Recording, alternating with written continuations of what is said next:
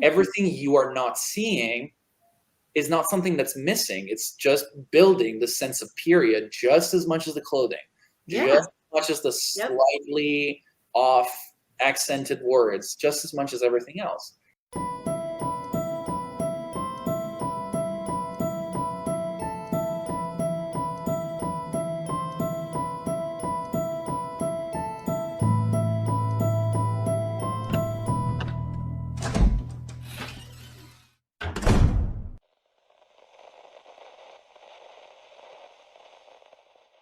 Hey, what's up, everybody? Welcome back to Voices from the Mausoleum. In today's episode, Tasha and I are back for not a horror bestie breakdown. Instead, we are here with Edoardo Vitaletti, who is the writer-director of The Last Thing That Mary Saw, which I believe is exclusively on Shudder. It came out earlier this year, January 20th. I had actually had this on my calendar and watched it back in January. Tasha connected with him, asked if he'd be interested in coming on to talk about the movie, and so here we are. I'm such a cool kid. That's right. Thank you. Thank you so much for having me. Yeah, thanks for making time. Absolutely. It's always like Super getting excited. schedules together and stuff is crazy. So yeah, thank you for making time. We're super excited. Definitely. Yeah, me too. Yeah. So Edoardo, just tell us a little bit about your background. Just anything you feel like sharing. Tell us a little bit about yourself. What is my background? Well, first of all, it's really nice to be here. Thank you for having me again. And I'm Edoardo. I'm Italian. I live in New York. I make movies, and we're here to talk about the only one that I've made. So that is about that's me. That's who I am. Cool. Yeah. I mean, for being the only one, it's a pretty good one to have on your record. I'm just saying. Yeah, right. I didn't really have a lot of decisional power over that one because I was just like, just kind of born there. So, but I'm very lucky that I get to put that on that resume. Yeah. Yeah. I think when, so Tasha just saw this one a little bit more recently, but I think I remember, so I'm very, I guess we'll say picky about slower burn films. They tend to, sometimes they lose me. Sometimes they're really great. And not just saying this because you're here, but I specifically told Tasha, I was thinking for some reason that this was a lot slower. I was like, but it's not. I remember thinking, I just remembered so much about it, even seeing it back in January and remembering so much about it that I thought in my head, I was like, I'm just remembering the key things. And then when I rewatched it to kind of prepare for this conversation, I was like, it's a lot faster paced than I remember it being. It's just funny because I remember telling her I think it's a slower burn, but I really enjoyed it, which I hardly ever say. If A24 was going to do another movie, I think this is what they should be aiming for with their slower burn processes, because it just resonated, and I just really enjoyed it a lot. Thank you. Poor A24. I know. Everyone who watches my videos is we get it. We know you don't like it. Anyway. Were you originally from New York? Born and No, raised? I was born in Italy. I came to New York when I was 19. So it's been 7 years at this point. Yeah, I came here for college because I went to NYU. I did film school at NYU, and I've been here ever since. Okay. Yeah, Oh, so nice. it's been a few years. Also, if you see a tail moving by, that is my lovely cat, which I totally understand that because Bob mine will probably make an appearance at some point. Sweet. Yeah, mine's probably about to jump on the table because I just saw him go over on the other side. So everything starts shaking. There's no earthquake. It's just a giant cat. As long as mine doesn't see yours, we'll be fine. Oh, right. Dog He and cat. might get a little excited if he sees a cat. Yeah, fair enough. I think Poor he'll stay on that side. So Tasha and I kind of went back and forth, and we came up with some things that we really wanted to pick your brain about, ask you about. And so one of the first things that we wanted to talk about was kind of walking us through what was it about this time frame, this story, this relationship that kind of was just something that spoke to you that you really just wanted to create. Well, so it's kind of funny because the movie came out at this point about like 5-ish months ago, right? Right. And it feels kind of fairly recent in people's memory. And now when I talk about it, I do have to go back to like 3 or 4 or 5-year-old memories, even because I started to write this a few years ago at this point. Sure. I think the core of it, I mean, I think this movie was a little bit of kind of like an accumulation of a lot of reflecting that I've been doing about my upbringing, having grown up in Italy, which is, needless to say, fairly homogenous when it comes to religious preference. We are a very religious country. We are a Catholic country. I grew up in an open-minded household, but everything kind of around you speaks of religion. And I think for me, this movie and this relationship and what Mary and Eleanor are sharing is, for me, just kind of a chance to, it was like a reflection that I wanted to make on sort of break the mythology of inclusivity that oftentimes when you grow up within a religious setting, they tell you that the Bible is all about God loving you, and going to church is all about being inclusive and being, all the brotherly love stuff that kind of gets thrown at you. And then when you look at it for what it really is, it is really a culture of exclusivity. God loves you with, with an asterisk, right? If you look at a lot of them. A lot of them, if you're straight, if you don't get divorced, all these things. So there's a system of values that hides behind the idea that, you are loved unconditionally for who you are. And it just, at some point when you gain some distance from it, and for me, I stopped going to church a while ago, but I guess coming to the US allowed me to really just take a deep breath from everything. For me, it was just a way to say, this family in the movie that does things in the name of, we're just here to help you type of thing. This is for your own good. Like, I grew up around a lot of these conversations, and this is stuff. Certain things are for your own good, and we're here to be inclusive, when it's just BS, right? Completely, totally just untrue. And it's just, my idea was, the thing about it is, God just kind of gets away with murder all the time, as far as like the Christian perception of what God means and is, because they always tell you at church, you are loved, we love everybody, but the truth is that they don't. It's just the culture of exclusivity. And so for me, it was, what kind of story do I want to tell that where I can finally kind of lash out at that? And the two girls came up. I think part of the inspiration was very visual painterly, because the movie is a period piece, and I was looking, I think at the time I wrote it, I was doing a lot of studying or researching into 19th century art history, especially Northern European, and I saw a lot of kind of interesting visual threads. The funeral was a very kind of popular visual thread in Northern European art. There's a great Danish painter, Hammershøi.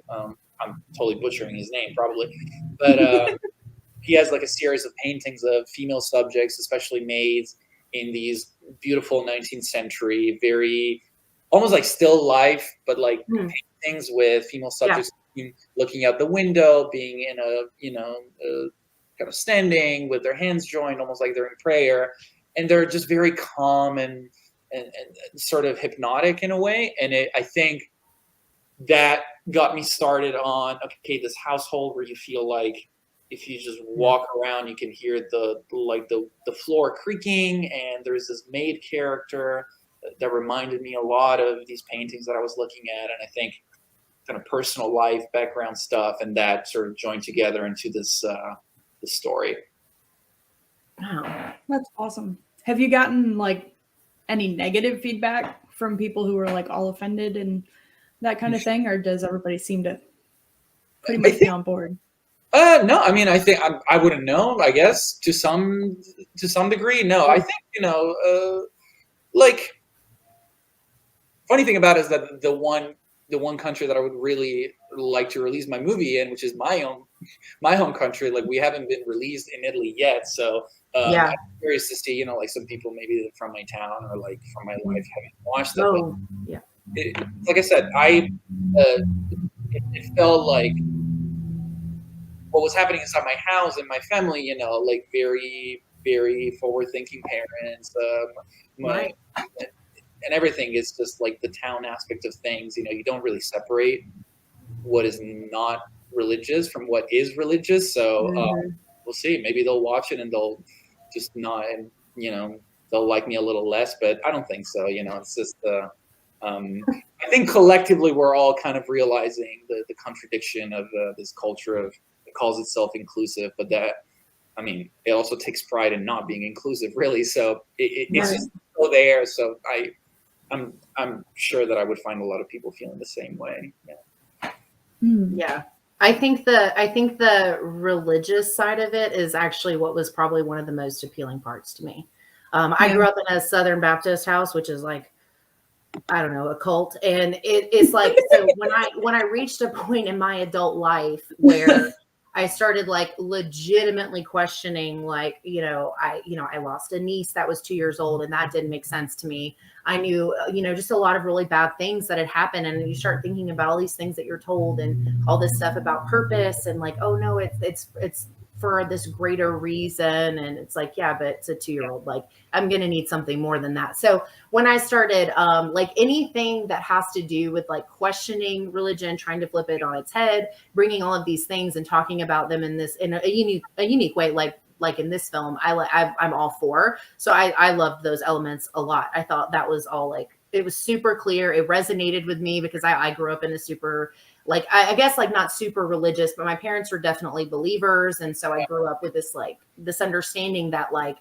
we are this family and we love each other, but like, if you do this or this, like we're not family anymore. Like there's very like, it's like you said, there's these rules to that unconditional love. There's conditions to it. And so I think all of that super resonated with me because I went through like, I don't know, like a 6-month period or something where I was like doubting everything and I didn't know what to believe anymore because I believed in this for so long. And now I was an adult away from home in the real world. And it's like very eye-opening to say the least. So that this thing that you just said, it makes me think. I have this memory of I was a like kid, I think at that point, like preteen, and I remember at one of my grandma's funerals, I remember the part of like the priest's sermon, I guess, service. Like there were some teary eyes in the room. Obviously, there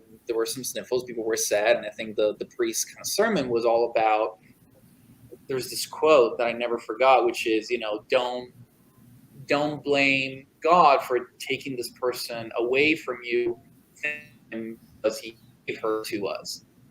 And, it sounds like a nice sentiment, but there and then even as a preteen, I was like, that's kind of fucked up because that's like, how much can this mythological Caucasian bearded dude get away with? It's like when something bad happens, I have to just be there to say thank you. Like that's kind of the definition of an abusive relationship. Yes. Right.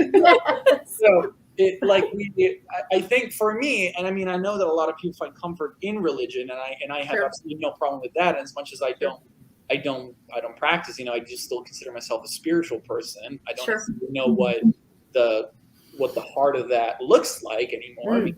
But at the same time, that's the part that really got me to separate from it. Is just this idea that we are collectively in this pseudo abusive relationship where if there is a flood, it's like, well, I guess the crops are happy. It's like, no, or it just sucks, and it can suck. It can be bad. Yeah. But, yeah. I just like on my mom's side of the family, there's more of the spiritual side of things and less of the religion. So she, if I wanted to go to Bible school or something like that, she would let me just to make up my own mind. Yeah. But my dad, from time to time, we would kind of go through phases where we had to go to church on Sunday. And I remember just having this conversation with him at one point. Like I had put on sweatpants, like it was the 90s. He had the little matching sweatshirt, the sweatpants, like you were good to go. And he was like, well, you need to wear something nicer than that. And I was like, I was probably like 9 or 10. And I was like, well, why? He's like, well, because, it's the respectful thing to do. And I'm like, he was born in a barn. Like, and anything is an improvement at that point. Like, shouldn't it matter more that I'm going or not? He very likely landed on like cow shit, probably. Let's call a spade a spade. I mean, that's what happened, right? Yeah. Yeah, and I think, you know, just like for me too, it's like you end up, I think, growing up, like if you are not really taught to understand, if you're not taught to pick religion as to have religion as a choice, right? Because, you know, like you don't know what you are when you're 3 months old and somebody's baptizing you, right? You're also like, I didn't grow up talking and thinking about my own sexuality. I didn't grow up thinking about the idea that, you know, that the world is not binary. Like all those things are not up. Right. And no matter who you are as a person, just the fact that you grow up thinking life is about boxes and about which one you fit in. Yeah. It just hurts you as an individual who's part of society, right? And so when it comes to the non-spiritual side of things, when it comes to almost the bureaucracy of church and religion, I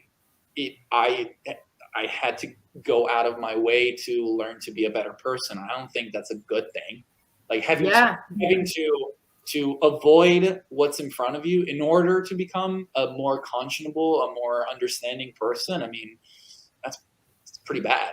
Like we should be propelled towards goodness, which is what the church tells us to do, but then we're not. So yeah, and to your point about the boxes, because the other thing is like it's so cookie cutter that it's literally like even if you thought you belonged in one, it just takes like one small thing about yourself and you can't be a part of that like grouping anymore. And I mean, and I went to church, I did Sunday school, I sang and I did all the, you know, whatever, and then it's crazy to think about, but I think that the combination of the conversation about sexuality and religion is just like super spot on. I love that about this film. Yeah, absolutely. It doesn't matter what kind of person you are. It's all about making sure you follow the rules, A, B, C, D. And without question. Like you can't question them. You have to just do whatever they say. Yeah. It's a fairly, you know, it's a pretty strictly coded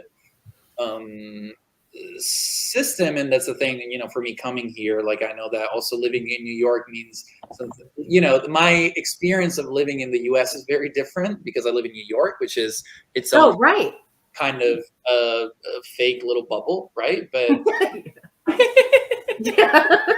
but you know, coming here and it's like just being, I guess, more in tune with these types of conversations, right? Like the fact that I get to wake up every morning and just think about, you know, who I am and who I want to be, as, you know, that's kind of where the conversation ends, like as a general principle, as opposed to, well, you know, you're going to have to ask permission to be gay or be bi or be, you know, it's like, that's there's kind of like a permission type system going on. Within religion, you know, it's like if you do something that's called bad, like you have to get confession, otherwise it's like, you know, you're gonna burn in hell. And so it's it's I think it's a whole lot of things that I think you can see in the movie, the sort of like a strong rejection coming from my part, I suppose. Yeah, no, I definitely picked up on that. So I've kind of like, oh, sorry. Go ahead, Tasha. No, go ahead. No, go ahead. No, you go. So I've kind of wanted to know this from like just seeing other, like, so I watched Hellbender a while ago, and like I've watched some interviews with that family that made that movie, and it's a very indie film, and it was, you know, it's on Shudder. Like, what was it kind of like to get it, like to go from, okay, I'm doing this film and now it's going to be on Shudder? Like, what was that process like? Like, is that like what? Well, yeah. What was that process like? Well, so the way that process works, and I think it is changing more and more, because back a few years ago, and maybe more than a few years ago, film festivals were more like the open sort of let's call it a flea market, not not in any way that I don't want to make it sound like the movies that go to film festivals are cheap, or I know what you're saying though. Like independent sort of products, I suppose. That's what film festivals used to be, and buyers would go to film festivals and they would see what appealed to them and they would buy movies. The thing about it, and that this is just a natural kind of, I guess, result of the fact that we live in a world where the internet is at the forefront of everything that we do. You know that a movie exists and that a movie is being made or has been made way before you watch a premiere at a festival. So the path for us, for instance, was, we shot the movie in 2019, and while we were shooting the movie, there was a press release for the movie, kind of announcing to the film world that there's this movie called The Last Thing Mary Saw that stars Stephanie Scott, Isabel Fuhrman, Rory Culkin, blah, blah, blah, blah. And that's when we started being approached by a few different sales companies. So a few different sales agents. People who are essentially function as the intermediaries between you and the distributors, right? And so that's when we started to work with XYZ Films, who are pretty, they're awesome at sales. They're a pretty kind of major, I guess, production and distribution company now in the genre space. And so we started to work with them and to help sell the movie. And the way that works is essentially they reach out to various distributors and they're like, there's this movie that exists. It's in post-production. Would you like to see a cut? So before the festival happened, we premiered at Fantasia in 2021, which is, a great opportunity for films that don't have a distribution already. But by the time we premiere, we had already made a deal with Shudder. We had a couple of companies that were interested in distributing that, and we decided to go with Shudder because they are kind of they were by far the best partner that we could have chosen. So that's awesome. Yeah, a lot of film distribution when it comes to the movies that are lucky enough that get to work with good sales agents is the sale typically happens before the festival, and the festivals almost function as like a jumping platform, right? Okay. Yeah. That's what happens to the Addams Family, I think. Yeah. With Hellbender, right? They sold for Fantasia. We actually premiered at the same time. We kind of that's cool. To talk a little bit over the past couple of years because our world premiere was at 9 p.m. and theirs was at 5 p.m. on the same day. Oh, that's crazy. What it was or something like that, but we're definitely on the same day, and they made a great movie out of it. But it is I feel extremely lucky that I got to partner with Shudder. Like I said, they are great at what they do. They have an awesome platform. Yeah, ever growing. They're also starting to produce their own things and everything. So that's kind of a little bit of the behind the scenes, I suppose. Yeah, that's cool. I'm a big fan of Shudder. Yeah, I wish I had signed up for it sooner than I did. It was March. It was horrible. Way late in the game, Tasha. Way late in the game. Yeah, no, they're great, and I think they understood something that other platforms, like I'm thinking of a place like Mubi too. What they understood is that more than just having huge catalogs of things that we're not going to have enough lifetimes to watch. What they understood is if we curate the experience, people are going to kind of have the best of both worlds, like the movie theater feeling, but also the being at home on your couch, not having to spend $20 for a ticket because you're sort of pitched movies. This is what's out now almost. Shudder does a lot of work to curate their platform. Yeah, they have a live streaming. It's almost like a TV channel, right? Where they have movies, I think in that regard, they are part of a big and much appreciated wave within the industry that's trying to tell people that genre films can be sophisticated, can have layers, can do a whole lot of things that all the other movies can do. And here's how we show it to you. We're going to curate your experience watching horror films. So, yeah. Yeah, and I think that when I first started watching, or when I first joined Shudder, that was one thing that I was so excited about because a lot of the stuff, like if you wanted to watch things that were horror related, a lot of the times, like the stuff you would really want to rewatch or see, you had to wait until it was seasonal. It had to be like October or September, like, or like, I don't know, I can't remember if it's still the same, but the Sci-Fi Channel used to do miniseries month in March, and like they would do like the Stephen King, like The Shining and Rose Red and all these things. And those were like, I had to wait to see all of those things, or I'd had to pay Comcast $6 to watch something that's been out for 10 years. Like, so it's a fantastic platform. I'm a huge fan of Shudder. Yeah. Yeah. Kids these days just won't understand the struggle. They have no idea. Sort of kind of come out of the woods between October 1st and October 31st.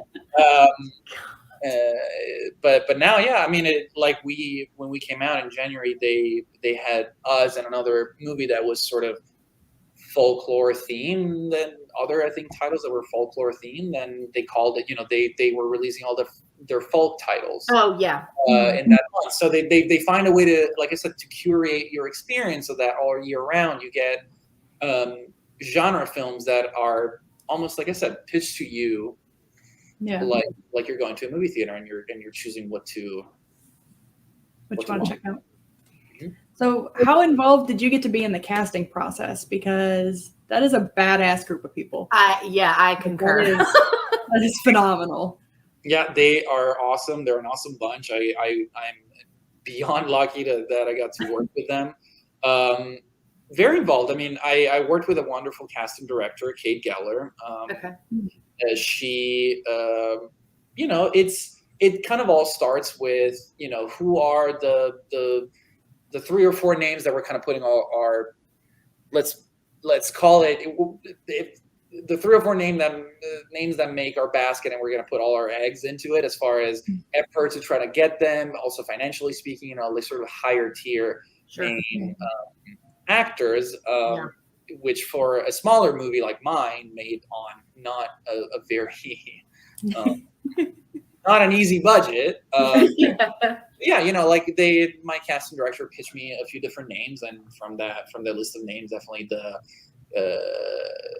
Stephanie, Isabel, Rory, Judith Roberts too, who was a wonderful villain in this movie. It just kind of stood out, and very involved in the sense that one nice thing about making independent films and making films on a smaller budget is being the director and the writer of the project. The buck tends to stop at you, right? It's just you get to say yes or no to things. But all those names were all suggestions coming from a casting director. And so she gave us those ideas, and we thought they were wonderful ideas. And I talked to the actors that we wanted to, let's call it, go after, and we had a nice conversation the first time. Stephanie and Isabel, we were talking through FaceTime until I met them on set, pretty much, because they live in LA. I met Rory in person at a coffee shop here in Williamsburg, and we just chatted, and we just tried to figure out if we were a good fit. And I think all 3 of them, and also Judith, for instance, they were all actors who were just kind of, they were very curious about the material. They were excited to make a dark movie. And they just sort of, they just kind of gave me this big chance to work with them on my first film, which, something that I'm going to be forever grateful for. So that's amazing. Judith is phenomenal. Her presence every second that she is on screen is this like intense, like, moment. What's funny about her is actually 2 things. First of all, she's the sweetest person. Oh, I'm sure. Yeah. She is so incredibly sweet. Yeah.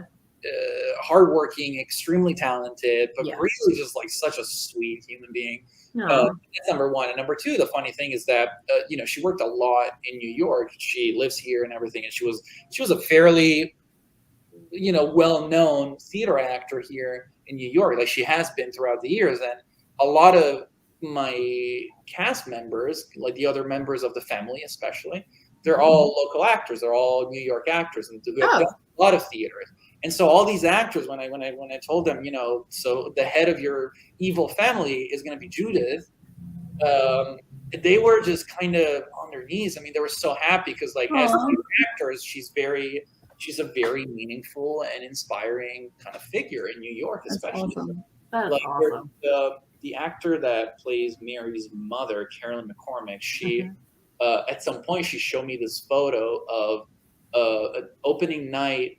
It was like a reenactment of a Greek tragedy, I think, in like an off Broadway here in New York, and it's like from 30 years ago, and it's her and Judith on stage together. And it's, you know, there is a lot of history. Like, she comes with this wonderful history of, and she's a wonderful actor. But the funny thing is that, you know, they all had to act like she was the sort of beacon of law and order, and onto the set, just really having this built-in admiration for her. So I just had to like put them in an outfit, and they were just ready to go. Right. I told Tasha she needs to see Dead Silence.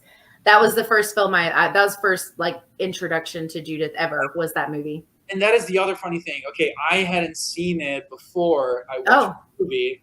I have seen it by now. And it's so funny because when the press release for The Last Thing Mary Saw came out, people started to make a connection with Mary Shaw, which is the name of Judith's character, isn't it? And that's in Dead Silence. So people thought I was doing oh, that's funny. Because the Mary Shaw, Mary Saw. So that's funny. I didn't even think about that, but yes, that's there's like a little rhyme about her that they sing throughout the movie. That's right. That's so funny. Yeah, and of course, you know, spoiler alert, it's not a sequel of Dead Silence. They're not connected.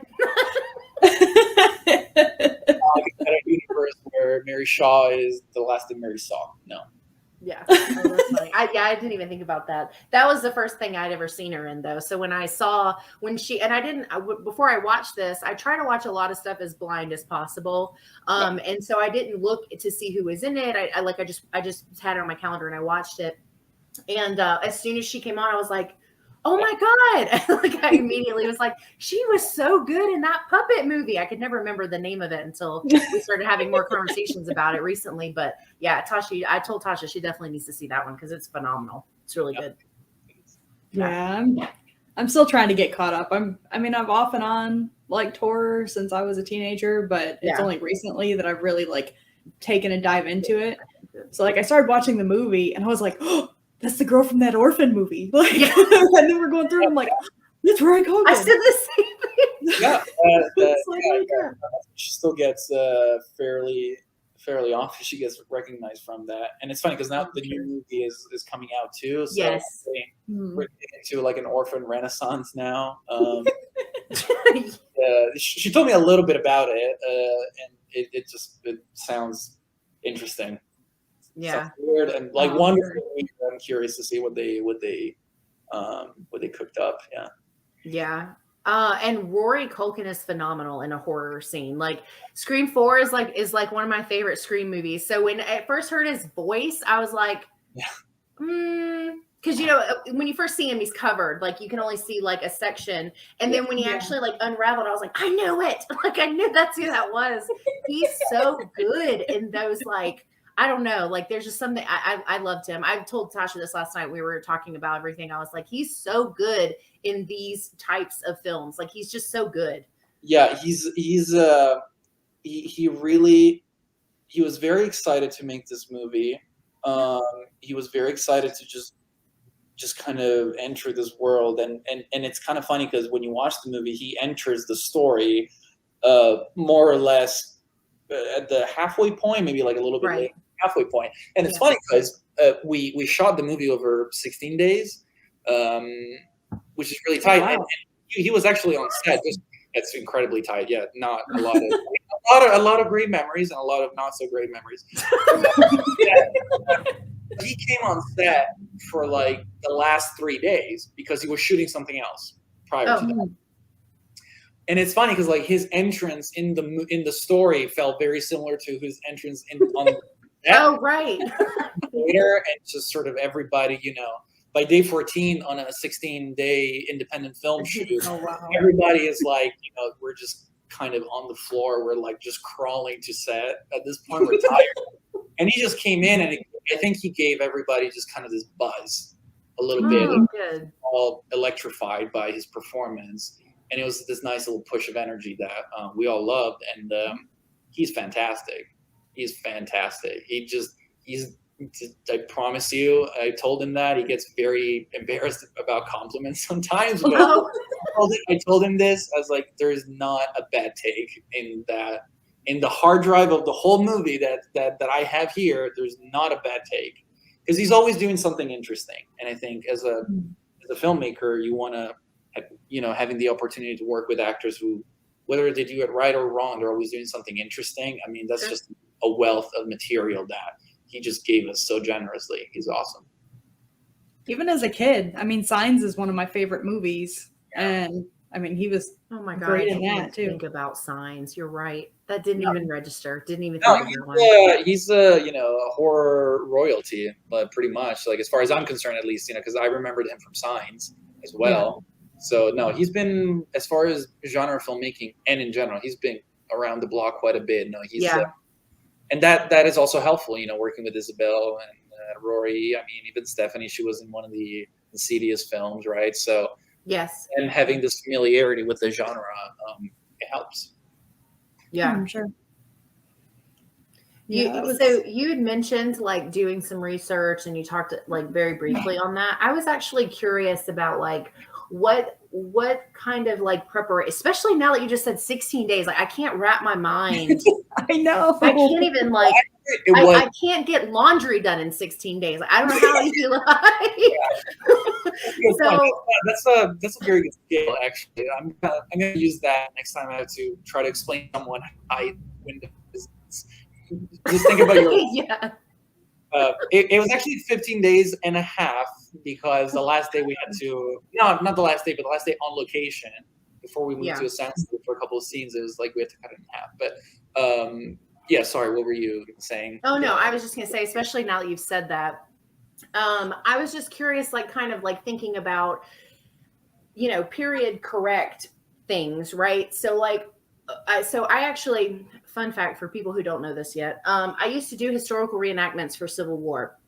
And I remember, cool, very well-rounded. So I used to do these historical reenactments. And when I did these things, I always remembered like I had to hand make my dress. And it was like this whole thing. But one of the things when you participated in these events was like everything about you and where you stayed had to be period correct. That meant like no blow up mattresses, like no nice pillows and comfortable blankets. Like it meant like, so like all of our food for 3 days we made on an open fire. Like we did like, the whole nine.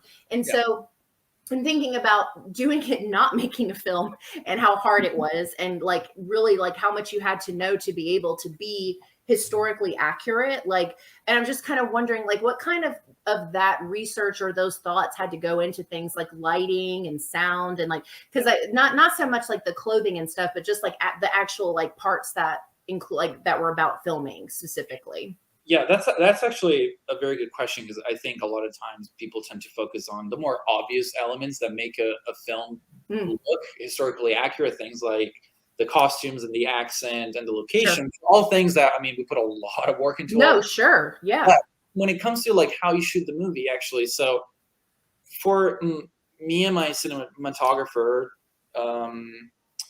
we like our conversation was always about trying to do more with less. I mean, this is one of those movies where more with less is you have to like print it, like and look at it every morning because it's a period piece, it's a tight shoot, and we didn't have a lot of money. So more with less is just a rule. But the nice thing about it is that when it comes to a period piece and light conditions, that comes in handy because if you think about 1863, I mean, we're talking before like matches were actually pretty much available. They had invented the sort of stick match type of thing, but they weren't really available. So it's like people had candles and fireplaces were all they had. Right. And when you think about that and you lean into it with like with a less is more, type of attitude, you realize, okay, I guess we are going to light a bunch of candles and we're going to be very selective with, how wide the frame is, what we're framing, use the shadow as a character, use the shadow to give depth.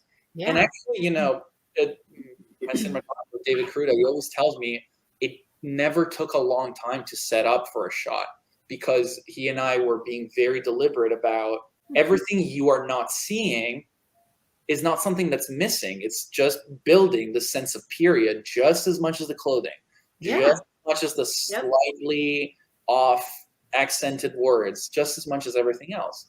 So when it comes to that, definitely that. And I mean, in post-production, when it comes to the sound, especially, like my sound designer and mixer, like I told them, please just have all the fun that you want to have with this. And to them, and for a project like this, what that means is every time somebody is walking around in this house, I want to hear the house creaking. I want to hear the heavy silverware like falling on the ground. I want to hear the wind blasting against the windows, because the thing about like what makes modern houses different now is just it doesn't, when you're walking through a modern house, it doesn't feel like a gust of wind is going to take it down. That was almost like impending storm built into the story, right? And so sound wise, the floors are man-made. Everything is measured by somebody just went there and measured everything. So the floors are uneven, so they creak, and the silverware is just cut out from like a block of cement or like silver, not cement, but silver. So they're very heavy. So all those things with sound, all the moments, especially without music, I just told them, just go heavy, because this house just has to feel like one heavy, kind of cranky monster walking slowly. That was the analogy that I gave them. And so all those kind of contributed to the period. And then you really take it to the finish line with the clothing and with the accent. Right. And with the what the location looks like, itself. The lighting was honestly kind of one of my favorite parts, because I mean, there's just something about candlelight that it creates so much atmosphere. Yeah. Yep.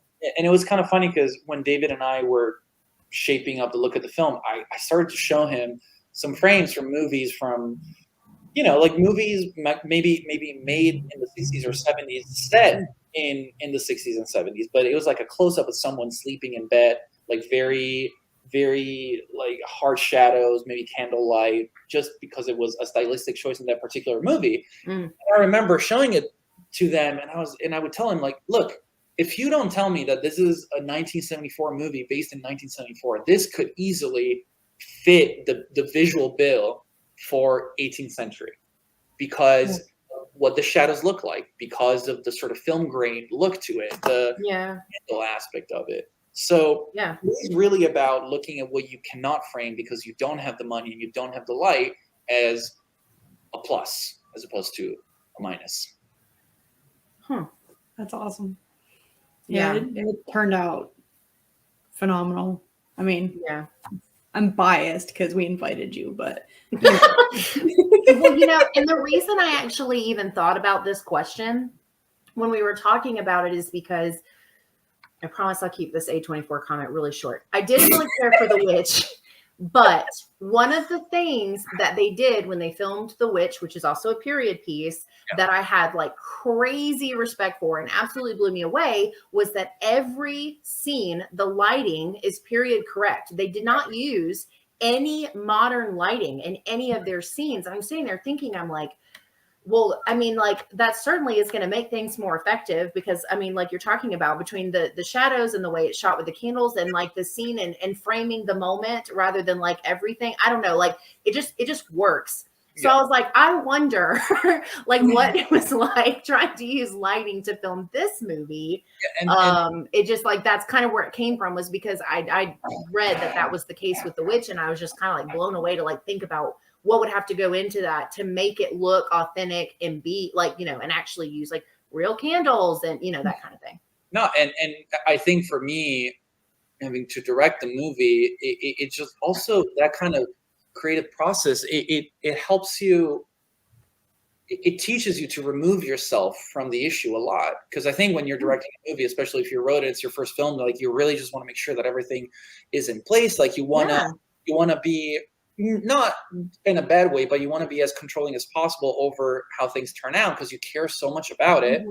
But the whole attitude with lighting of, like I said, less is more, only candle lights, that it teaches you, you know what, if I just have enough respect for the material and for the historical setting, and I just kind of let it be, like the simplicity of one candle, it informs the rest of your process too, because it teaches you to remove yourself a little bit, let it play out, stress less over it, and that was very enjoyable. Yeah, I didn't even think about it like that. I just was, yeah. So that you kind of partially answered my next question, is how was it transitioning from being a writer into like the director role for things? Well, so the thing about it is, sorry, this is that's okay. I love the cat. The thing is that I never quite, like, I've always written things that I ended up directing ultimately. I think even like my early projects, I don't know what's written on my IMDb, honestly. I have to check. But no, so I always ended up directing the things that I wrote, and was like short films, school exercises when I was at NYU, like assignments and whatever. But I think, this was my first film. So there was a transition from writing and rewriting it for a year to actually being on set and kind of, having to actually make it, because movies, they start as PDFs, but like they end as something that has almost nothing to do with that PDF, right? So that was a transition in and of itself, and it feels good. I think it feels good when you I remember the first few days, the first things that we shot were the interrogation scenes between the constable and Mary. And so I started to work with Stephanie from day one, and just hearing her recite the Lord's Prayer after writing and rewriting that into the script, it was like, it's just such a happy moment, right? So that transition it felt very smooth, because it was just a happy moment. It's like, oh my God, this is like, somebody's actually saying those things. Yeah. And it's like a similar feeling when you're auditioning. Like, we audition all the actors that are part of the family. We auditions, and like when you start hearing that in the room, even, it's just like, oh wow, so this is like real, So it's kind of, I think in general, especially if you are the writer, it's kind of nice to sort of fire the writer on day one, right? and you look at the script as the sort of map of what you're doing, but at the same time, it's like, let kind of things come your way, and be open about the process and everything. So it's generally a very nice transition. So how often do you scroll through Shudder and then stop, like the last thing Mary saw comes up, and you're just like, holy shit, that's mine? You know what? Actually, I have kind of a boring answer to that, but I'm very bad at kind of taking things in and like sort of being able to appreciate them like that.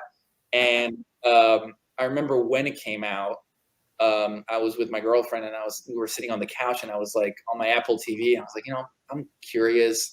And I opened Shudder on my TV, and like the banner or the last thing Mary saw is on, and I never looked at it ever again.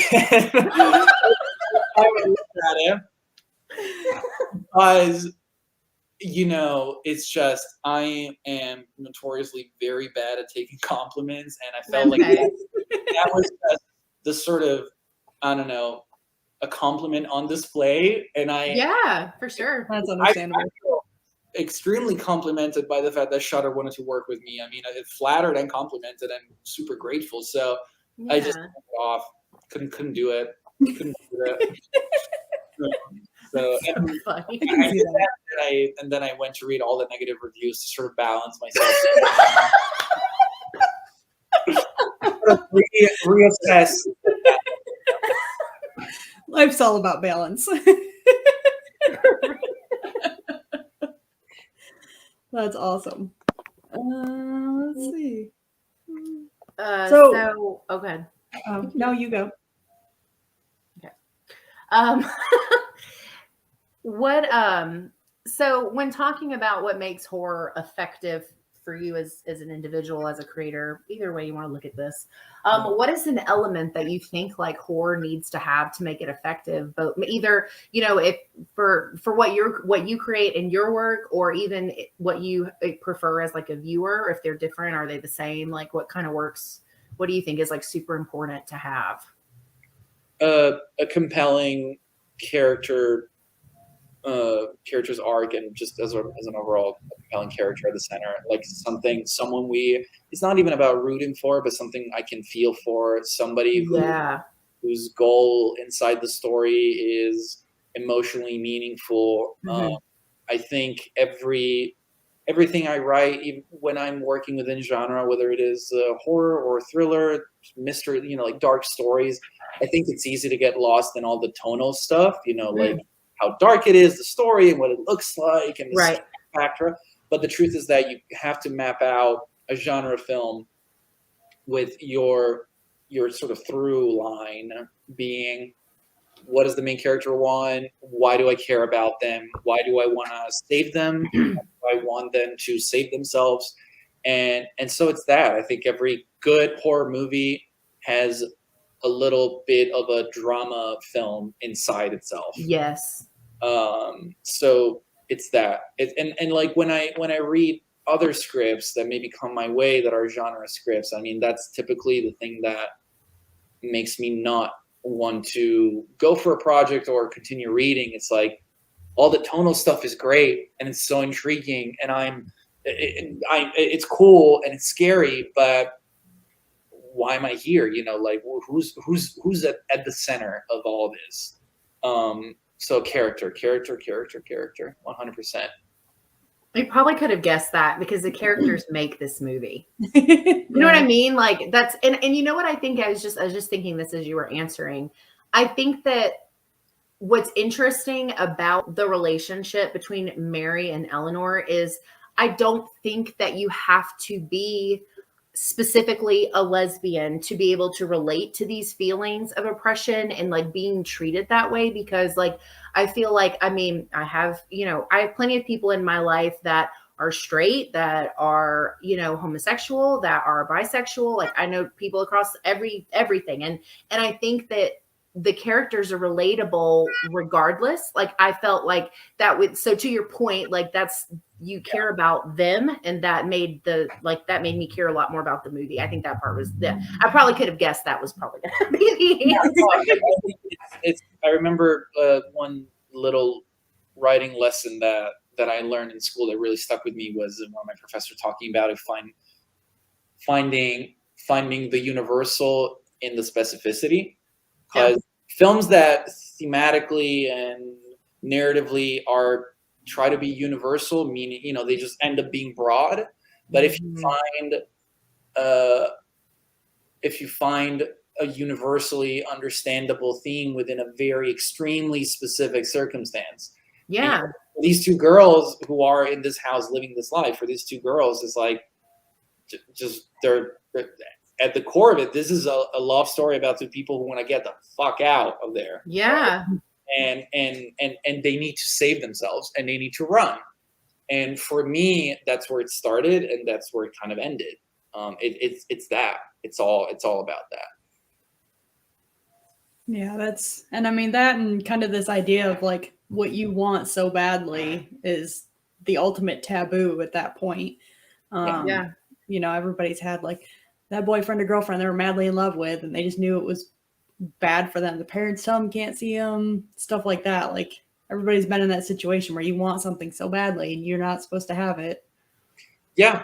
Or being in a situation where you feel like you are living, you know, for me, it was about telling a story of two people living in a world and in a story that's been kind of written out for them already. And how do you districate yourself away from that when everybody's telling you, and the whole movie's telling you, you just cannot, you will not. I mean, it's like starts with Mary being interrogated, and clearly we know something's going to go wrong, but to me, that was the point of telling the story. It's about the struggle of breaking free from something is not going to end positively one way or another. Yeah, I think we have a horror author that Tasha and I both know, named Brandon Applegate, that I did a different video with him, and I think he said this specific thing that he said fits as perfect, because he said that for him, horror works best when it is a practice in empathy. And I think that's like perfectly said, because I think that those are the stories that linger. Those are the ones we remember. Those are the ones we want to rewatch and tell people about, like all, and yeah, I think that perfectly sums up like exactly like what you're saying. It's just horror works best when it's a practice in empathy. I think that's why 95% of my movie nights ever ended up watching horror movies with my friends. And I mean there's a reason why it feels like such a good kind of community experience, because it is a practice in empathy, and empathy happens between you and at least one other person, right? So that's why we love to watch scary movies together, not just to kind of help each other kind of be brave, but also because it's like it feels like an open conversation where no one needs to say anything, but a lot of things are being said. Hardest question of all time. What is your favorite horror movie? What is my favorite horror movie? I've gone through this question like a million times, and every time I do not know how to answer it. Mine changes every time I'm asked. Yeah. Over the past few years, I guess the short answer is I don't necessarily know. I think one movie that I've been referencing a lot lately over the past few years, Thelma. It's a Norwegian movie. Came out I think a couple of years ago, and like I've rewatched it recently, and it's one of those movies that I always have like newfound appreciation for it. So wonderfully layered, kind of not creepy but very scary, and I really enjoy that movie. I think everybody should give it a watch. That's the one that scared me the most, and I think to some degree may be up with my favorite. I mean, I think the original Texas Chainsaw Massacre is the creepiest fucking film I've ever seen. Yeah, it's pretty. Yeah, it just shakes me to my bones, and like just so. Yeah. Every time it's like I've never watched the movie 20 times, and every time it's like I just need to be holding somebody's hands. It's just so so creepy, and I think that alone, as far as the creepy factor, I think that puts it up there for sure. Yeah. To be able to watch it that many times and something to still have that effect is definitely speaks volumes. Just so freaky. Yeah. The new one though, I didn't like the new one. I refuse to watch. I mean, I equals, to be fair, of the whole franchise. I stopped like fairly early on with the first one. I haven't seen any other ones, so probably better that way. I liked the one from 2003. No, 2003 with Jessica Biel. I like that one. I think I can like. I think I can visualize the poster for it. And it's like, just, I don't know. It just makes me wonder why. I don't know. It just feels like this. I mean, part of the allure of the 1970s, the original one, it's like it's shot on 16 millimeter, and it's so like it looks and feels like it really happened. It starts with the screen telling you, with that creepy fucking voice telling you, this is really happening, and this really happened. The way it's made makes you feel like that's the way it really happened. But and they also really suffered while making that movie, like between the heat and the standards of like just all of the stuff that they had to put up with to film that. It's kind of like whenever I read a lot about the Cujo, like all the stuff that they went through when filming that movie, I'm just like, oh my God. So yeah, when you, especially like, that's why some of it looks realistic, because it is.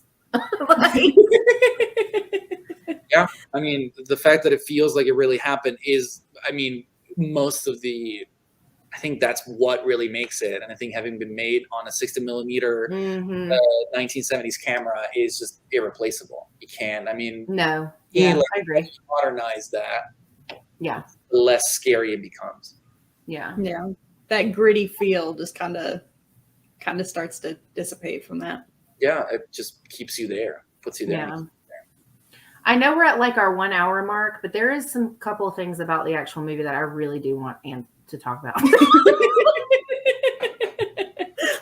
Like, I was like, I'm thinking, I'm like, which ones would I be okay if I didn't talk about?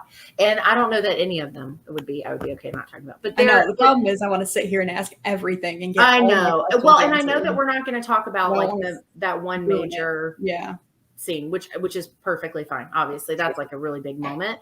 But as I'm rewatching, and Tasha and I are talking about it, rewatching it together, I'm starting to think about all these things, and I'm like, I feel like I'm worried that I'm not getting the whole picture, the couple of things. So anyway, so with that being said, one of the things that I didn't notice until the second time around, or didn't just like click for me, was the matriarch's finger movement starting when when Rory comes like to their house.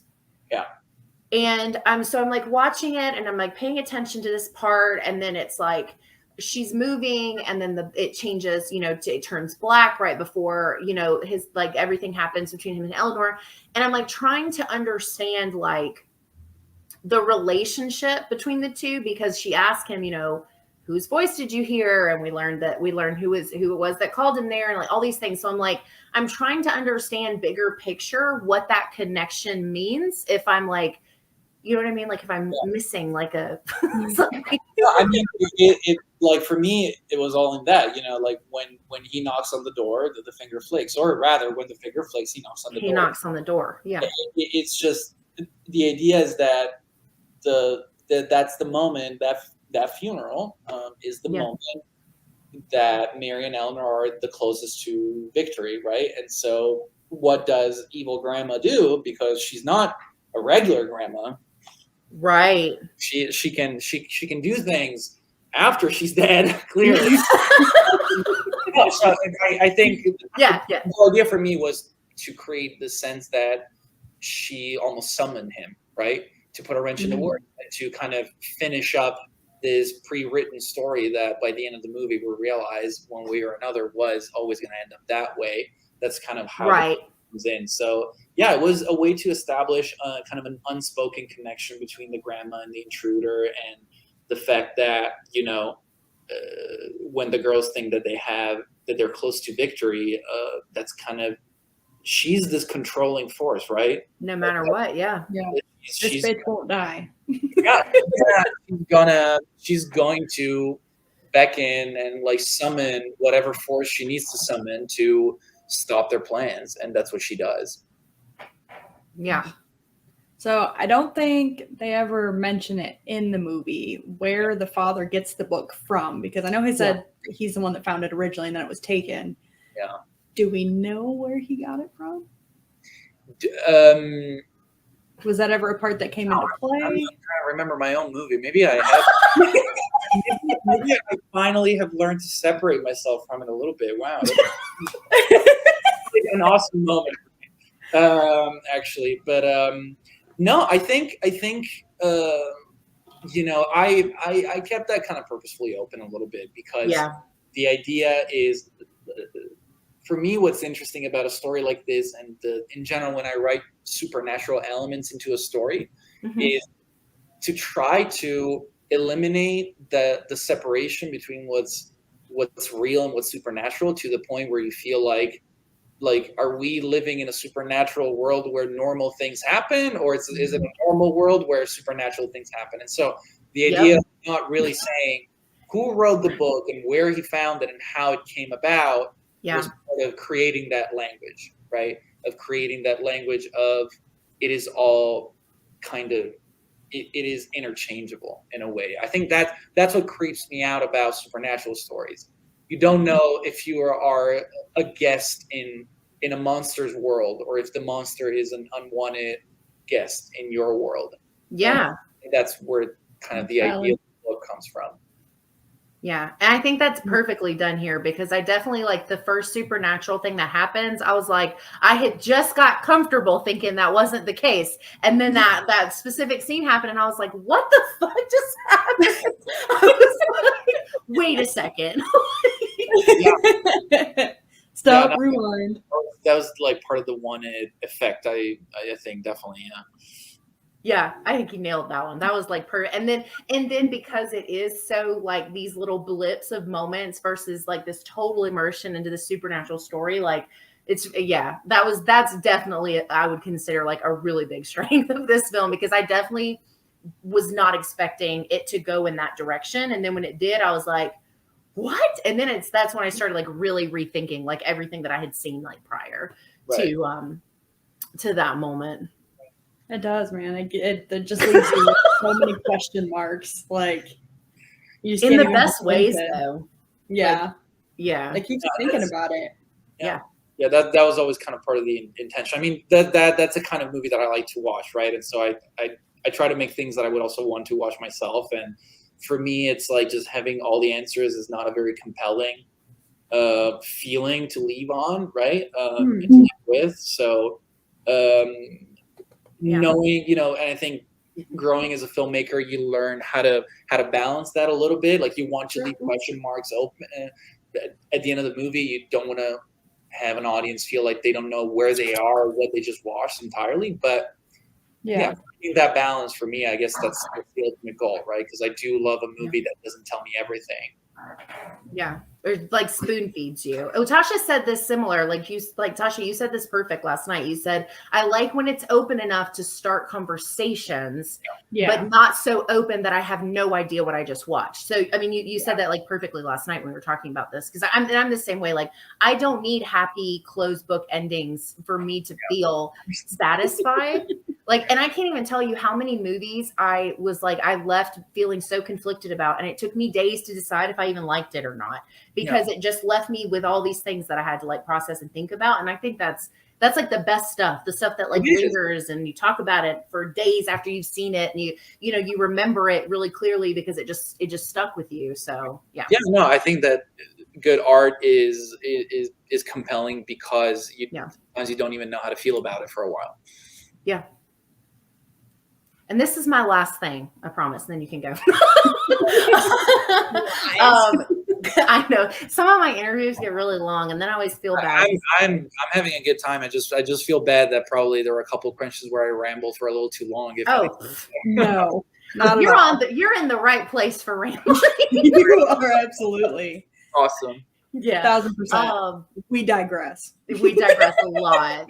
Sometimes we just go on full tangents. So, okay. So Tasha and I have talked about this specifically, and I talked to another one of our content creator friends that we know who had seen this film as well, because I was wondering, like, I like talking about movies with other people and hearing like what they interpret from, specific things. And one of the things that I don't think any of us were like really sure or really like knew exactly was trying to figure out like the bigger, like, I guess we'll say role, for lack of a better word, of the book, right? So we know the book is the story that we're watching unfold. Like, I understand those pieces.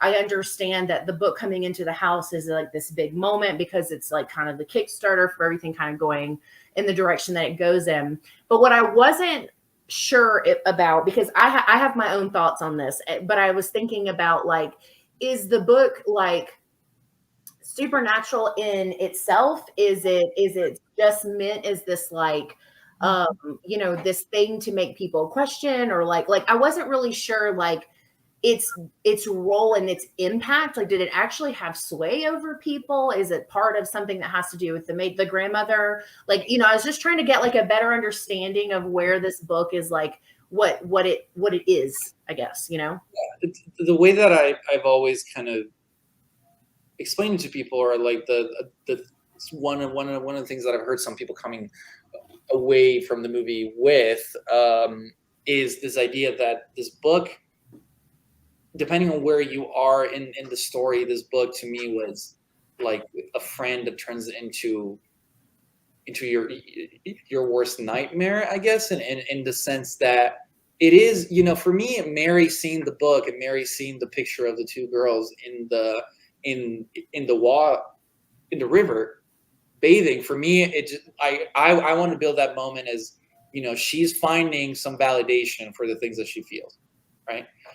She sees that image. It's almost like, to me, that was always a moment of like, okay, I can relate to this. I feel like this is good. This is a friend. Not necessarily like, oh, that inspired her in any way, but I do feel like she finds in that page on the book something that she can finally relate to. Mm-hmm. And then the book also turns out, you know, if you keep reading that story, though, what that story tells you is actually it tells the story of your demise. So for me, that book was, I mean, in that book, there is that encapsulates, I guess, like an overarching feeling about like why I wanted to make this movie, a reflection on good versus evil. It's like, it sometimes is more of a conversation about, it's a setup, right? It's a setup. And there is a line that Mary says at the beginning, which is something like, Lucifer was an angel before we cast the name of the devil upon him. And she says that it's because God likes to create enemies so he can perform his good. To perform his own good. And I think that's the book. Like, that book is a fallen angel that he's using to trick you. Because I think my view of the Christian God that I grew up learning about, unfortunately, has turned into this almost like monster figure that would go out of his way to trick you into making a mistake just so that he can teach you a lesson. Okay. And I think that's what the book is. I'm so glad I asked that. I love that answer. I'm so glad I asked, because I was like, I told Tasha, I was like, I'm missing something. I'm like, I need to ask this question about, and I was like, how do you ask, what is this? Like, what is like, make it sound like an interview type question without sounding like I don't know anything about the movie. For me, that was once again, and I mean, I think if I wrote this kind of movie like 10 years from now, maybe I would try to write it a different way, like maybe leaving it less open to interpretation and whatnot. But I think my point when writing this, the book into the movie, was really that, to just create this. It's like, I don't want to tell you where it comes from because I don't know myself, but I feel like it's there. And it is it contains the stories that we're seeing. That because it's there to trick you, it's there to pretend to be your friend. I mean, that's the book that they are reading together to pass the time. That's the book where she almost like, she's like caressing the image of the two girls, because that reminds her of what she wants with Eleanor, right? And then it turns out it was there. It was like a Trojan horse almost, you know? Wow, I'm using all the right words tonight. Yeah. I love it. No, it's great. Fantastic. I'm so glad I asked. I'm sitting here like, tell us more. Tell us more.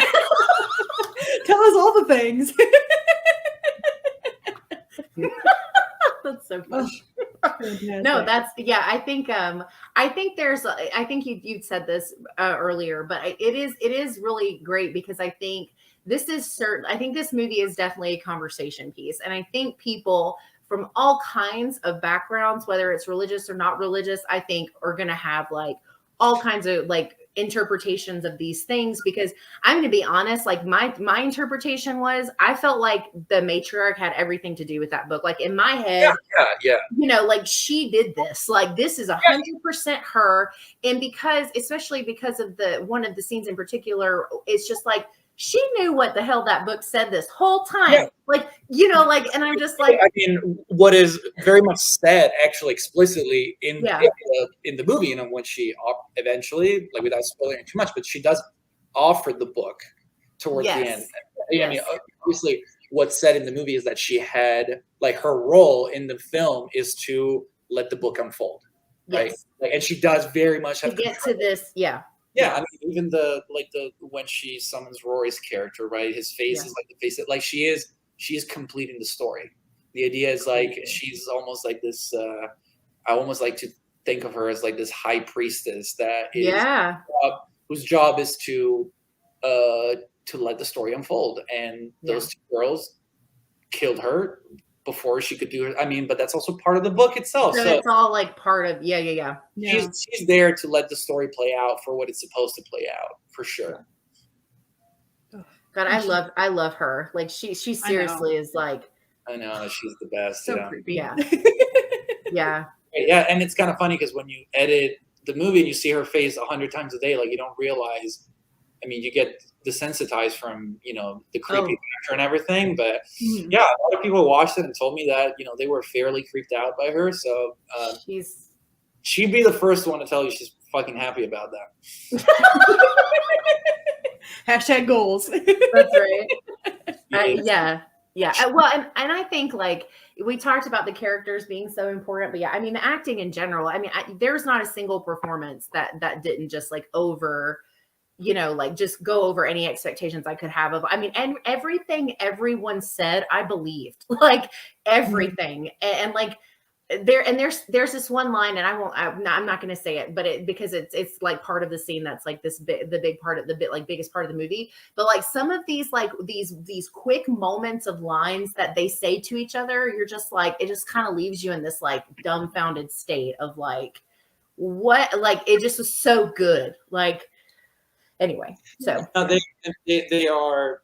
I was working with such amazing actors. Actually, I will thank for this thing that you brought up, and because they're awesome actors. And actually, my costume designer, I want to give a shout out to her because Sophia is in their costumes and everything. It's like all the actors always came up to me telling me, these lines with the costumes on, I feel like I'm just like slipping into the line because it's really just like she could set up their characters so well by just dressing them the way that she did, and my production designer setting the scene with they always told me, and I want to say this because my crew was also exceptional.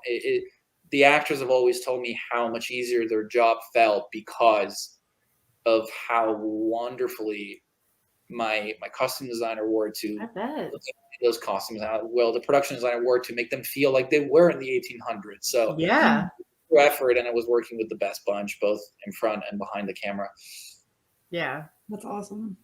Yeah. No, it always cracks me up. Like, kind of back to Judith, like what constitutes a compliment in the horror community versus like any other community. Like, you were terrifying, and some people are like, "Oh, yeah." We're like, yes, like, that's exactly what I wanted to hear." So true. Yeah. And if you ever get a chance to, get a coffee with her or just meet her, like the only thing you'll be thinking about all the time is just how sweet she is and how awesome she is. So the compliment very much changes when it's real life. No kidding. Yeah. Cool. Well, awesome. This was a fantastic conversation. Thank you so much for being willing to come on and talk to us. This is so fun. Yeah. Thank you so much. Thank you so much for reaching out. So randomly, I'm very, very happy to come on. So randomly? Well, randomly. I'm now learning to use Twitter as not just something to scroll through, but as a tool to actually, chat with interesting people. So for me, that's it was awesome to have you guys reach out through that, and I'm very, very happy that I got a chance to talk tonight. Yeah. Because I have like no shame. It cracked me up because I had watched it, I think a few weeks before I found you on Twitter, and I followed you. And then I don't remember how, it wasn't too much longer after that you followed me back. And the first thing I did was take a screenshot and send it to Angel, and he was like, "You're not gonna fucking believe this. Like, there's no way. Are you shitting me?" We were like, "Oh my God, we have to see if he'll talk to us." Like, yeah. No, to all the, like, I love the horror community, like the YouTube community podcast. Yeah. And everything. So to all the interviewers out there, please, if you want to talk about movies, like you can very much